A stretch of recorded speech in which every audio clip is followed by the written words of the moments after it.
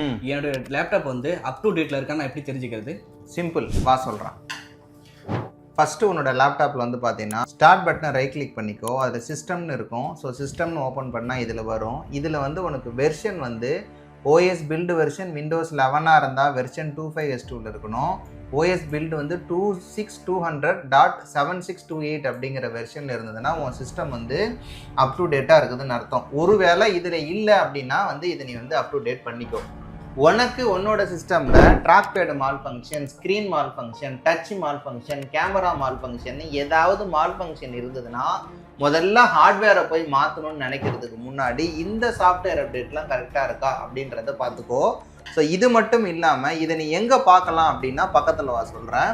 ஸ்டார்ட்டில் போயிட்டு check for update அப்படின்றத search பண்ணிக்கோ. ஸோ செக் ஃபார் அப்டேட்குள்ளே போனீங்கன்னா இங்கே செக் ஃபார் அப்டேட்டுன்னு இருக்கும். ஸோ இந்த அப்டேட் எல்லாத்தையும் ப்ராப்பராக இன்ஸ்டால் பண்ணி ரீஸ்டார்ட் பண்ணிட்டதுக்கப்புறம் பார்த்தீங்கன்னா உனக்கு எந்த விதமான மால் ஃபங்க்ஷன் இருக்காது. ஒருவேளை அதுக்கு மேலே உனக்கு மால் ஃபங்க்ஷன் இருக்குது அப்படின்னா நீ வந்து சர்வீஸ் சென்டரை வந்து பார்த்தீங்கன்னா தேடி போகலாம். இல்லை எங்களுக்கு காலோ இல்லை வீடியோ காலோ பண்ணலாம்.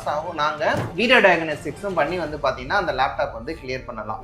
ஸோ இந்த மாதிரி டெக் ரிலேட்டட் கொஸ்டின்ஸ்க்கு என்னோட பேஜை மறக்காமல் ஃபாலோ பண்ணிக்கோங்க.